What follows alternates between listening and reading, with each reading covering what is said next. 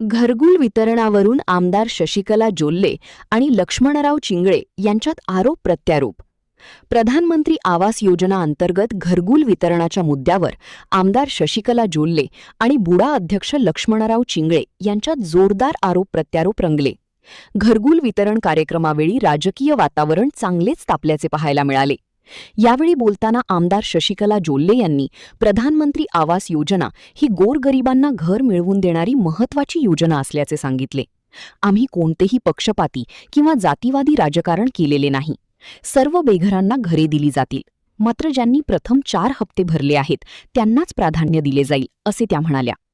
तसेच काँग्रेस सरकारने ही योजना यापूर्वी का मंजूर करून आणली नाही, असा सवालही त्यांनी उपस्थित केला. मात्र आमदार जोल्ले यांच्या वक्तव्याला काँग्रेस कार्यकर्त्यांनी तीव्र विरोध दर्शविला.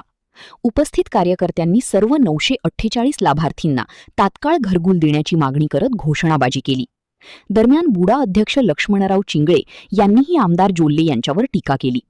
फक्त 600 किंवा 800 लोकांनाच घरे देऊन उर्वरित लाभार्थींवर अन्याय का केला जात आहे, असा सवाल त्यांनी उपस्थित केला. गरीब नागरिकांनी कर्ज काढून दागिने तारण ठेवून घरकुलासाठी रक्कम भरली आहे. अशा लाभार्थ्यांना घरकुल देताना दुजाभाव का केला जात आहे, असा थेट प्रश्नही त्यांनी आमदार जोल्ले यांना विचारला. घरकुल वितरणाच्या मुद्द्यावरून निर्माण झालेल्या या वादामुळे परिसरात राजकीय चर्चांना उधाण आले असून लाभार्थ्यांचे लक्ष प्रशासनाच्या पुढील निर्णयाकडे लागले आहे. महान कार्य न्यूजसाठी गौतम जाधव, निपाणी.